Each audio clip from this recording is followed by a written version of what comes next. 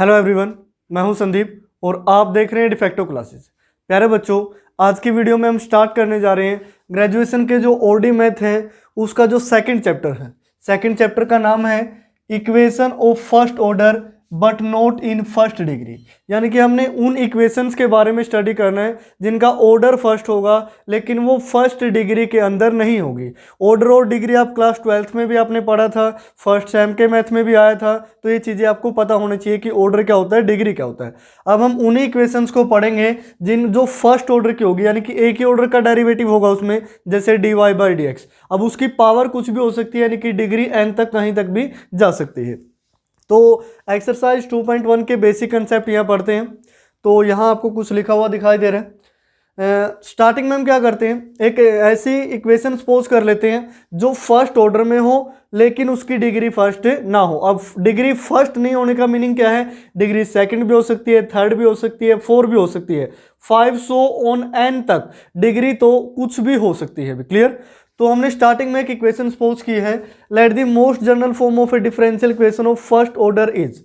अब यहां देखिए जो डेरिवेटिव है हमने dy/dx to the power n लिया प्लस a1, ये कोई भी कांस्टेंट हो सकता है, dy/dx की पावर n-1 प्लस a2 इसकी power n-2, so on last में प्लस करते गए an-1 dy/dx अकेला बचा और लास्ट में an क्या हो गया, कांस्टेंट इक्वल टू 0। यहां जो ध्यान से देखिए जो डेरिवेटिव है वो सिर्फ एक ही ऑर्डर का है सारी इक्वेशन के अंदर, लेकिन जो डिग्री है यानी कि हाईएस्ट ऑर्डर डेरिवेटिव की जो हाईएस्ट पावर होती है उसको हम क्या बोलते हैं, डिग्री बोलते हैं। प्यारे बच्चों, यहां हम लिखेंगे here the degree of this equation is n।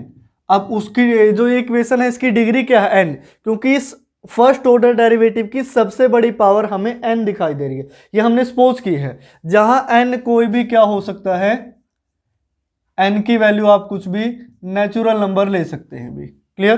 तो n की जगह आप कोई भी नेचुरल नंबर रख सकते हैं इस तरीके से।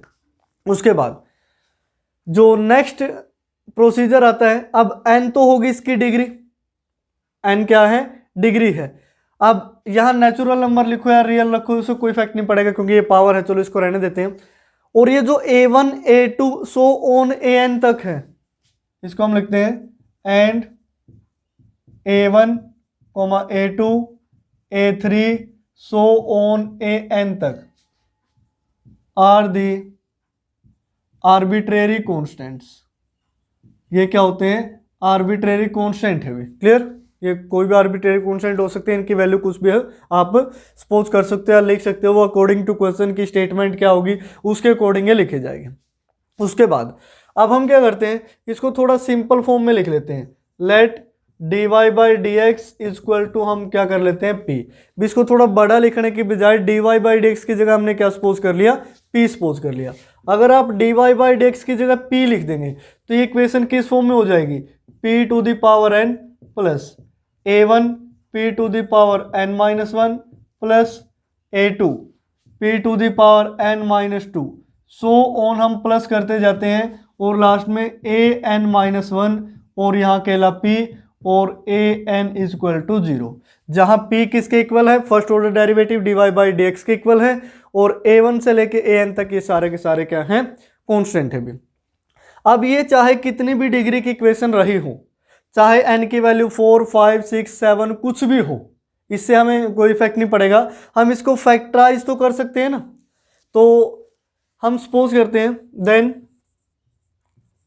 बाय फैक्टराइजेशन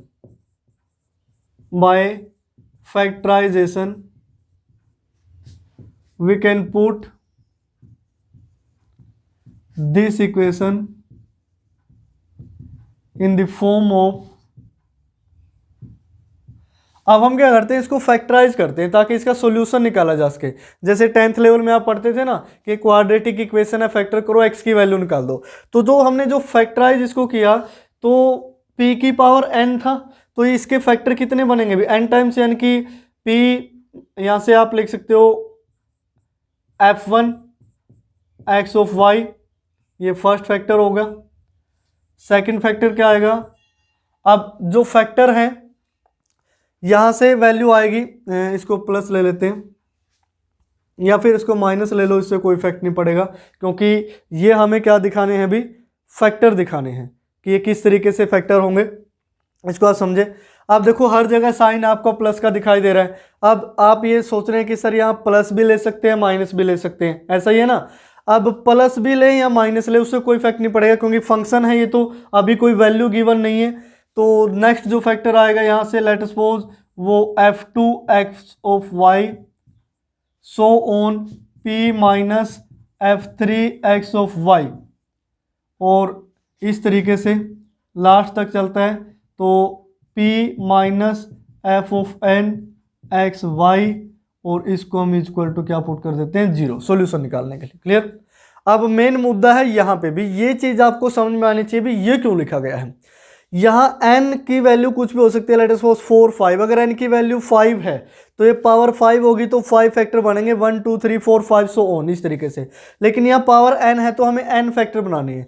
यहाँ p में से यानी कि dy बाई dx में से एक फंक्शन हमने माइनस कर दिया, जो x y का कोई भी फंक्शन हो सकता है। क्लियर। जिसको हमने f1 का नाम दिया, दूसरा f2, तीसरा f3 सो ऑन, इसके n फैक्टर बनेंगे। तो लास्ट तक हमने क्या लिया, n फंक्शन ले लिए, fn तक, जो किसके फंक्शन हो सकते हैं, x y के।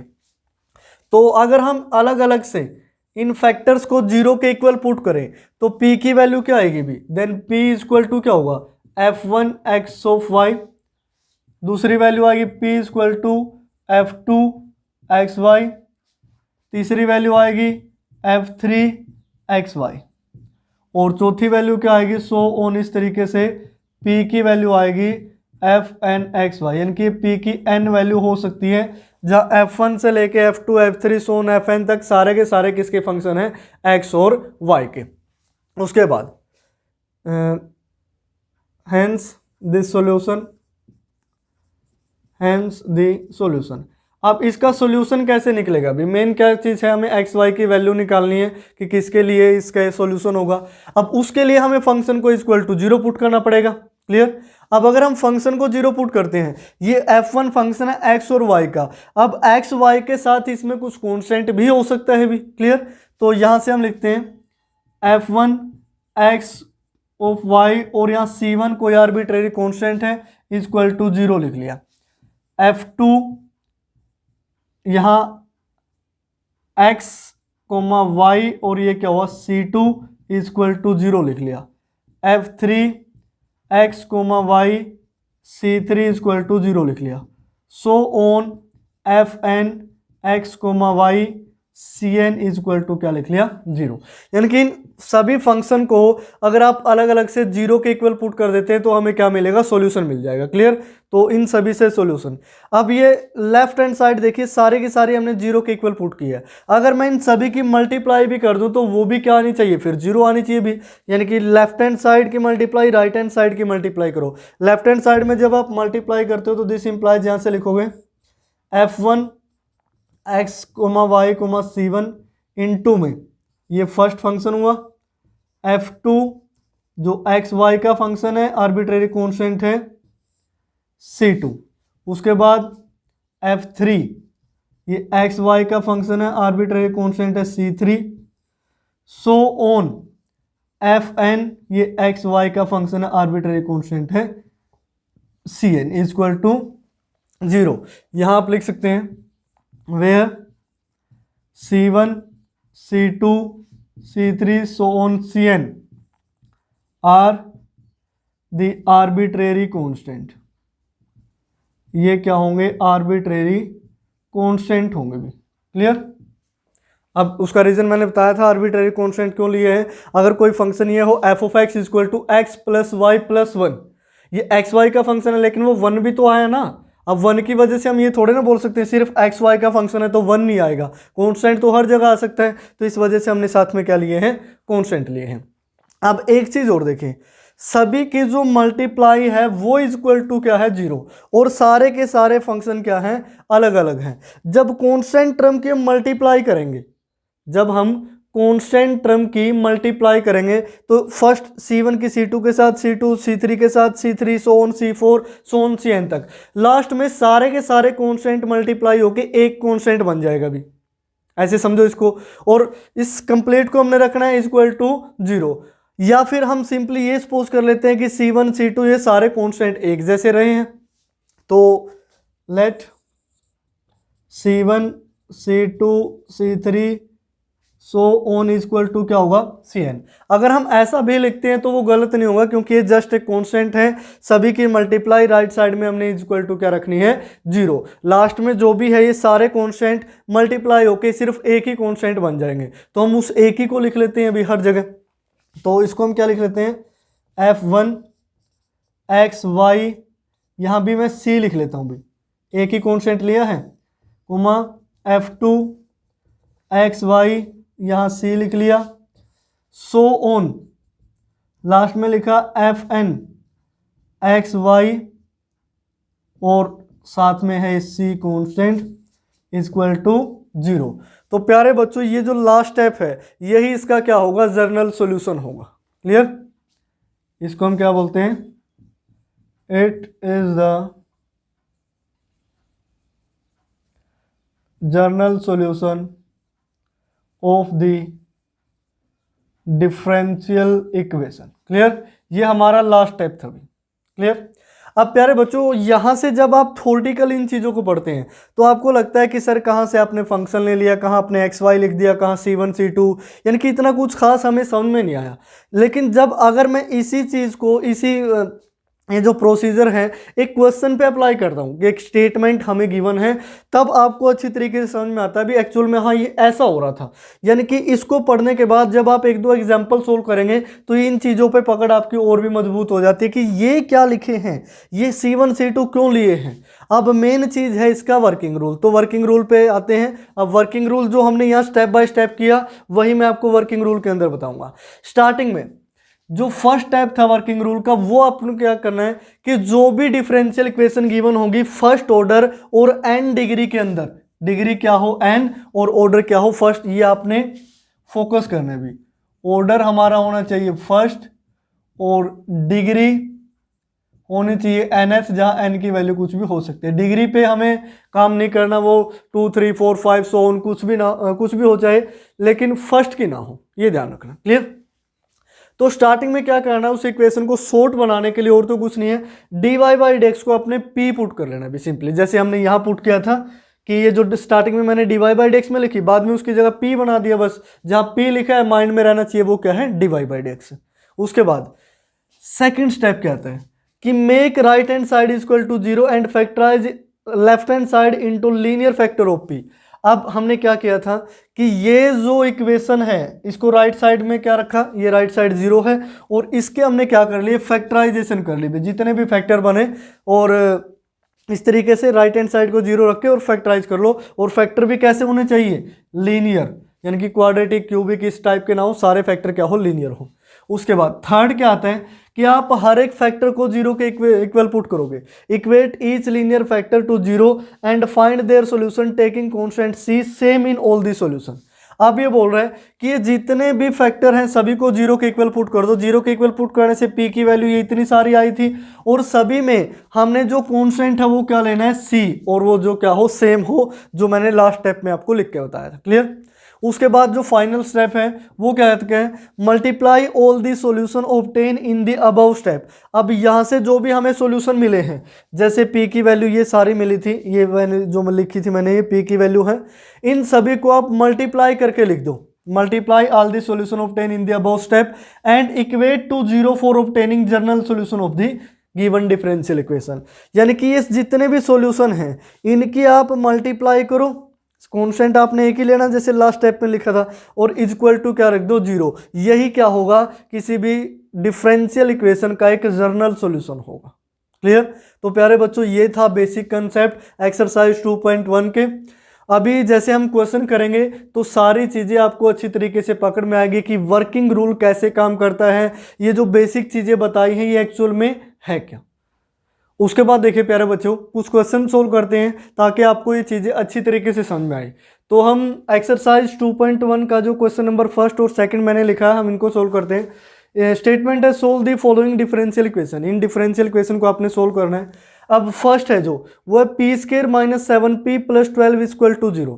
अब ध्यान से देखिए यहाँ dy बाई डी एक्स नहीं लिखा, हमारा फर्स्ट स्टेप था जो वर्किंग रूल का, वो तो वैसे ही एलिमिनेट हो गया क्योंकि dy बाई डी एक्स की जगह इसने ऑलरेडी p लिख के हमें दिया है। तो बाकी के 3 स्टेप रहते हैं भी, हम इनको फॉलो करते हैं। तो स्टार्टिंग में क्या कहता है कि राइट हैंड साइड को 0 रखो और फैक्टर करो लेफ्ट हैंड साइड के, और फैक्टर भी कैसे लीनियर होने चाहिए। तो अब हम जैसे क्लास 10th में करते थे कि मल्टीप्लाई 12 आनी चाहिए और जो उनका एडिशन है वो माइनस का 7 आना चाहिए। तो सॉल्यूशन में मैं यहाँ लिखता हूँ, अब आपके लिखने का तरीका भी सही हो। द गिवन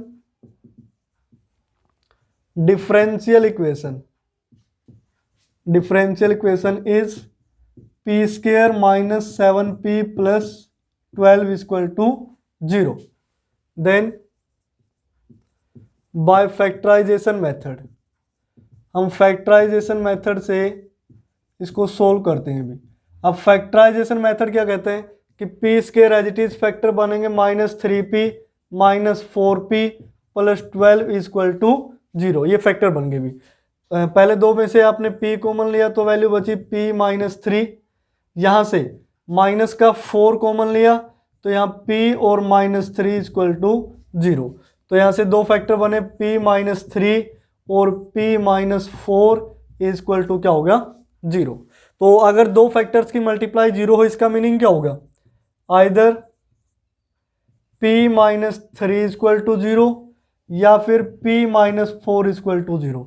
अगर फर्स्ट फैक्टर को हम 0 लिखते हैं तो p की वैल्यू क्या हुई 3, और p किसके इक्वल था, this means dy by D X equal to कितना आया 3, या फिर p की वैल्यू यहाँ से क्या आएगी 4, और p की जगह हमने क्या लिखा था dy बाई डी एक्स की जगह तो p है, dy बाई डी एक्स क्या आया 4 आया। तो ये जो फर्स्ट फैक्टर है इसमें हम लिखते हैं, या फिर इसको पहले सोल्व कर लेते हैं कि dy इक्वल टू 3 इंटू में dx लिख सकते हैं अभी, क्लियर। dy dx को राइट साइड मल्टीप्लाई कर दिया। नेक्स्ट हम लिखते हैं इंटीग्रेटिंग बोथ साइड्स, ये दोनों के लिए लिख लेते हैं। यहाँ से dy की वैल्यू क्या आएगी 4 इंटू डी एक्स आएगी भी, तो यहाँ इंटीग्रेशन करोगे तो ये हुआ dy equal to 3 into D X. अब dy का इंटीग्रेशन y हुआ, यहाँ से 3 का इंटीग्रेशन 3x और प्लस c क्या है यहाँ कॉन्स्टेंट ऑफ इंटीग्रेशन। यहाँ से भी इंटीग्रेटिंग बोथ साइड करोगे तो dy इक्वल टू 4 और यहाँ से dx, dy का integration y equal to 4x plus क्या होगा c हो गया अभी। तो राइट साइड में 0 रखना है तो इसको मैं ये लिख सकता हूँ y minus 3x minus c equal to 0। यहाँ से मैं लिख सकता हूँ y minus 4x minus c equal to 0 भी। तो ये दो फैक्टर बन के आगे भी। अब लास्ट में क्या बोल रहा था कि जो भी सॉल्यूशन में आपने फैक्टर है कांस्टेंट c सेम रखना है, यानी कि जो कांस्टेंट ऑफ इंटीग्रेशन रखोगे, अगर आप यहाँ c1 c2 लिखना चाहे वो भी लिख सकते थे कि दोनों अलग अलग हैं, लेकिन ये बोल रहा है कि अलग अलग लिखने की बजाय एक ही कांस्टेंट रखो, कांस्टेंट ऑफ इंटीग्रेशन। अब आपको समझ में आ गया होगा ये कि ये c एक जैसा क्यों है, क्योंकि ये क्या है कांस्टेंट ऑफ इंटीग्रेशन है। अब दो फैक्टर हो गए तो इसका जो मोस्ट जनरल सॉल्यूशन होगा, नेक्स्ट स्टेप में यहाँ लिख देता हूँ, then the most general solution of the given differential equation is, वो क्या होगा कि इन दोनों फैक्टर्स को आप मल्टीप्लाई करके लिख दे। ये क्या होगा y minus 3x minus c into में y minus 4x minus c equal to 0। तो प्यारे बच्चों जो ये है ये हुआ हमारा फाइनली जनरल सॉल्यूशन जो हमें निकालना था अभी। तो इस तरीके से आप सारे स्टेप लिखोगे और लास्ट में ये क्या होगा सॉल्यूशन। ये आपका एक्सरसाइज 2.1 का जो क्वेश्चन नंबर फर्स्ट है वो कंप्लीट हो चुका है। अगर आप चाहें तो यहाँ से स्क्रीनशॉट भी ले सकते हैं। अब हम स्टार्ट करने जा रहे हैं क्वेश्चन नंबर सेकंड। तो इस फर्स्ट को मैं रफ कर देता हूँ यहाँ से। अगर आपको दोबारा देखना है तो आप बैक जाइए वीडियो में और दोबारा से आप देख सकते हैं। अभी जो नेक्स्ट है क्वेश्चन नंबर सेकंड, अब क्वेश्चन नंबर सेकंड भी इसी टाइप से है कि क्वेश्चन नंबर सेकंड को हमने सोल्व करना है। सेकंड में जो स्टेटमेंट है वो कॉन्स्टेंट की बजाय कुछ और ही दे रखी है, कुछ और क्या है, जैसे X P square minus Y minus X P minus Y equal to 0। अब स्टूडेंट को लगता है कि सर अगर देखो 7 12 आया, हमने फैक्टराइजेशन कर दी, लेकिन एक्स वाई आ गया, इसके कैसे फैक्टर करेंगे? तो इसको भी देखिए, यहाँ सॉल्यूशन स्टार्ट करता हूं मैं। सॉल्यूशन लिखते हैं, the given differential equation is, वो क्या है, एक्स पी स्क्र।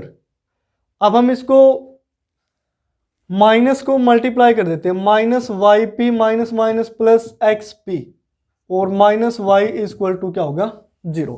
अब हमें जो नेक्स्ट स्टेप है, इसको क्या करना है, फैक्टराइज करना भी। फैक्टराइज करने के लिए हम क्या करते हैं, ये X P square as it is, इस एक्स पी को पहले लिख ले, कोई इफेक्ट नहीं पड़ेगा, और ये वाई पी और माइनस वाई इक्वल टू 0, ताकि स्टार्टिंग के दो में से क्या लिया जा सके, कॉमन लिया जा सके। स्टार्टिंग की जो दो टर्म है उनमें से एक्स पी कॉमन है, तो एक्स पी कॉमन लिया, तो यहां से ओनली क्या बचा, पी, और यहां से प्लस का 1। यहां से देखो क्या कॉमन आएगा। अब एक्स पी कॉमन लिया है, सॉरी ये वाई पी है जो वो नेगेटिव था, यहां से p प्लस 1 बचा, तो यहां से हम क्या कॉमन ले लेते हैं, माइनस का y कॉमन ले लेते हैं, यहां से भी क्या बचेगा, p प्लस 1 इक्वल टू 0 होगा। क्लियर? अब दोनों में से p प्लस 1 कॉमन, तो यहां से वैल्यू क्या आई, xp, और यहां से माइनस वाई इक्वल टू 0। तो इसको हमने डायरेक्टली क्या कर दिया, फैक्टराइज कर दिया। अब इसका मीनिंग क्या होगा, अगर दो फैक्टर की मल्टीप्लाई 0 है, either p plus 1 equal to 0, और क्या होगा, xp minus Y equal to 0। अगर p प्लस 1 की वैल्यू 0 है, तो p की वैल्यू क्या आएगी, -1, और p की जगह हमने क्या रखना है, dy बाई dx। तो dy by dx equal to -1, तो यहाँ से हम लिख सकते हैं dy इक्वल टू माइनस का dx। तो फर्स्ट फैक्टर को तो हमने सोल्व कर दिया।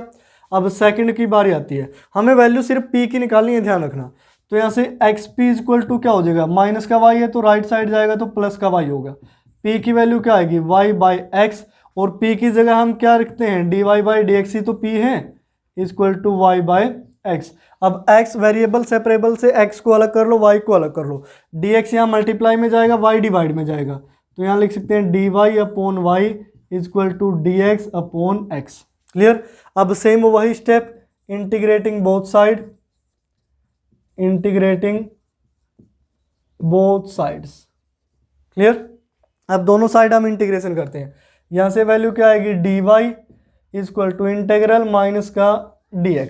क्लियर? तो dy का इंटीग्रेशन क्या हुआ, y इक्वल टू माइनस का dx, यानी कि -1 हो गए, तो -1 का क्या आएगा, -x प्लस c। तो यहाँ से वैल्यू आई y प्लस x और माइनस का c इक्वल टू ये क्या होगा, 0। तो ये फर्स्ट फैक्टर होगा। उसके बाद इसमें क्या करते हैं, इसमें मैं यही इंटीग्रेशन लगा लेता हूँ, 1 बाय y का इंटीग्रेशन क्या होगा, log y equal to 1 by x का log x। अब अगर सारा ही फंक्शन लॉग में चल रहा हो, आंसर हमारा लॉग में आ रहा हो, तो हम कॉन्स्टेंट भी किस फॉर्म में ले लेते हैं, log c, आपने क्लास 12 के अंदर पढ़ा था। तो ये होगा log y equal to log m plus log n, ये होगा log mn, log mn। अब log से log हुआ कैंसल, y equal to x c होगा, अभी y equal to x c, ठीक है ना, इस तरीके से आप लिख सकते हो। अब उसके बाद यहां से y minus X C equal to क्या आया, 0। तो ये फैक्टर होगा। अब हमें जनरल सा सॉल्यूशन निकालना है। अब जनरल सॉल्यूशन निकालोगे तो यहां हम लिख देते हैं, hence the most general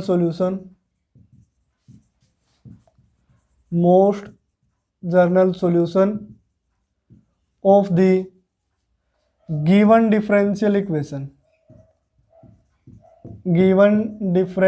equation is, वो क्या होता है कि अब ये जितने भी फैक्टर हैं इनको आप मल्टीप्लाई की फॉर्म में लिख दो। यहाँ क्या आएगा, y plus X plus C into में यहाँ से क्या आया, y minus X C equal to 0।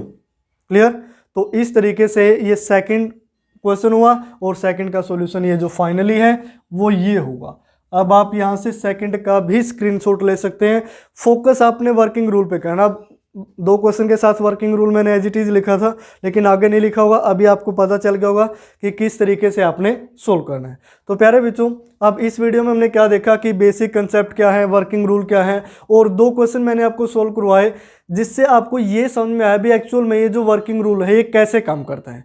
क्योंकि जब तक हम कोई चीज़ परफॉर्म नहीं करते तो वो हमें आती नहीं है कंप्लीट अच्छी तरीके से, यानी कि सिर्फ हम उसको सीख के छोड़ दें और परफॉर्म ना करें तो वो जो सीखा है हम वो भी भूल जाते हैं। तो इस तरीके से नेक्स्ट वीडियो आने तक जो आगे के क्वेश्चन है सेकंड के बाद के, वो आप खुद से ट्राई करेंगे। तो प्यारे बच्चों, आज की वीडियो में फिलहाल इतना ही। देखते रहिए डिफेक्टो क्लासेस।